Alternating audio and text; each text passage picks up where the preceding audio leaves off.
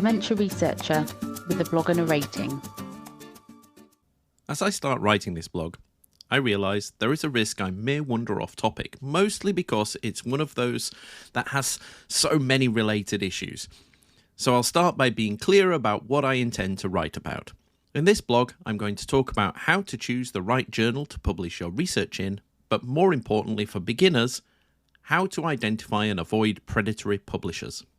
Let's start by talking about what predatory publishing is. These journals may seem obvious to some, but even the most experienced researcher can get caught out. The term predatory publishing is a bit of a catch-all phrase for what is essentially unethical, unprofessional, and deceptive publishing practices. Whilst there isn't a single thing that makes one journal predatory, there are behaviours which are characteristic. Generally speaking, they are publishers who charge a fee for the publication of material without providing the publication services an author would expect, example, editing, and importantly, peer review. The rise of open access journal publishing has made it even easier for these unscrupulous journals to find authors who are willing to pay for the privilege of publication, at a time when even good journals charge fees to make your manuscript open access. The average is around $3,000 to $4,000. It can be hard to spot the difference and tempting to take the cheapest option. This leads to the most obvious type of predatory journal, those with a pay-to-publish model.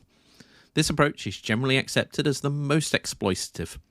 Authors are asked to pay a fee to have their work published without any guarantee that it will be accepted by a reputable journal, or promising that it will be published in a journal that sounds entirely legitimate but isn't. Whilst these may be actual journals, if you can call them that, the issue is that they often lack rigorous peer review, and there are also questions around the quality of the work they publish, which means you may find your very good paper in bad company. Many of these journals are also not linked to reputable sites like PubMed, largely because these sites require a certain number of checks to be carried out prior to indexing.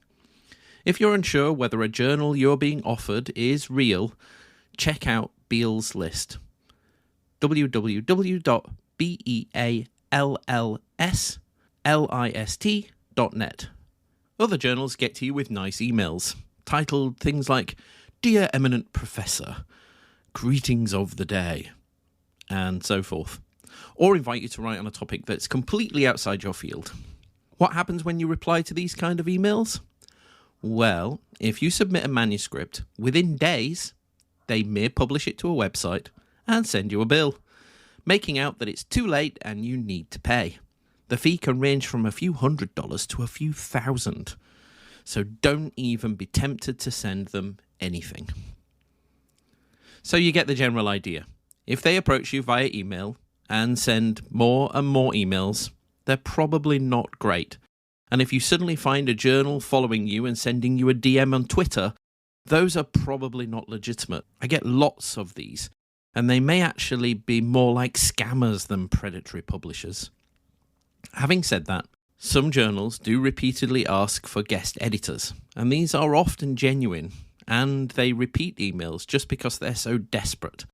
However, guest editing is a lot of work, and lots of chasing people for papers, so it's up to you if you want to do that. Fortunately, there are a number of initiatives that have been put in place to help address the issues of predatory publishing. For example, the Directory of Open Access Journals, or DOAJ. There's a link in the show notes. It's a database of open access journals that have been verified by experts to meet certain standards of quality. The DOAJ ensures that authors are able to find journals that are legitimate and of high quality. In addition, organisations such as the Committee on Publication Ethics, or COPE, provide guidelines and resources to help authors identify predatory publishers and protect themselves from exploitation. You can also take a look at Cable's Blacklist, that's CABELL, and Think, Check, Submit, all one word. Those websites allow authors to check journals' credentials to ensure it's not a predatory publication. Of course, there's also your friendly local librarian. They may not know all the bad ones as they pop up every day, but they will know the good ones. Aside from the unethical practices involved in predatory publishing, there's also several other issues to mention. One of the most pressing concerns is the impact that predatory publishing has on the public perception of science in general.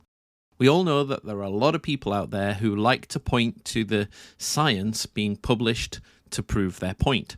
And when a journal is publishing anything you send them, this can have serious repercussions. We all remember that 5G causes COVID, right? However, that's probably an issue for another blog.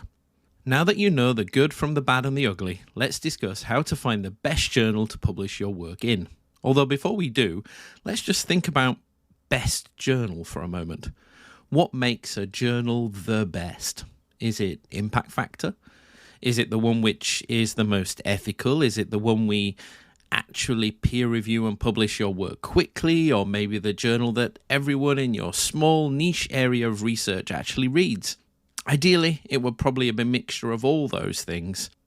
Here are some simple things you should consider when finding a journal to publish your work in. Number 1. Identify the most relevant journals appropriate to your research field. Use databases such as Web of Science, Google Scholar, or Scopus to identify the most relevant journals.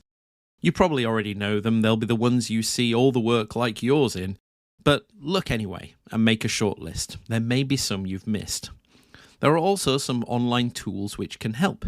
Edanz editing, EDANZ, will allow you to paste your abstract, and based on the keywords, it picks out and suggests journals for you. Number 2, understand journal requirements. Gather information from the journal's scope, publication requirements, and submission guidelines. Number 3, research journal reputation. Look at the journal's impact factor, citation rate, and editorial board members to get a sense of its reputation.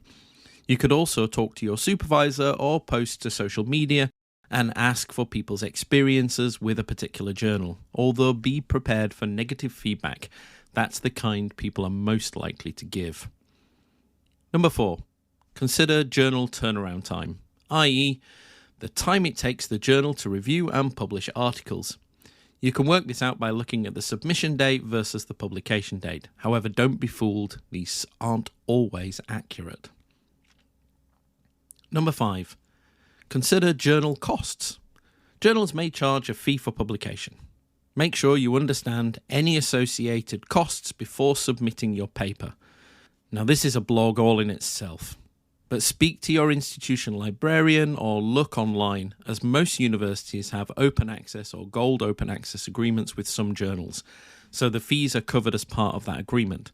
And if you're funded by a charity in the UK, like Alzheimer's Research UK, they have an arrangement with F1000, and the NIHR has similar arrangements, and there are also ways to publish via iStart professional interest areas as well. So check with your funder, networks, and institution. You may also need to be aware of hidden costs, as you're often offered bonus extras like, would you like to add audio for an extra $500? Number 6, look for open access opportunities. Open access journals provide free access to research and can be a great way to get your work seen by a wider audience. Of course, if you really don't have the money and you can't afford the fees, and that is the best journal, you may not have the option to go down the open access route. However, you should if you can. Your funder may also insist on it. Number 7, talk to people. Yes, it's an obvious one, but go and talk to your librarian, your supervisor, your colleague, and of course your co-authors. They'll all have opinions, and that has the potential to create some confusion. However, they should all be able to help with creating the shortlist we mentioned back at point 1. And that's it. I hope you find that helpful. I'd love to hear your own top tips of choosing the right journal, so please do add your thoughts in the comments below. Thank you for listening. Join the Dementia Research bloggers and share your own views.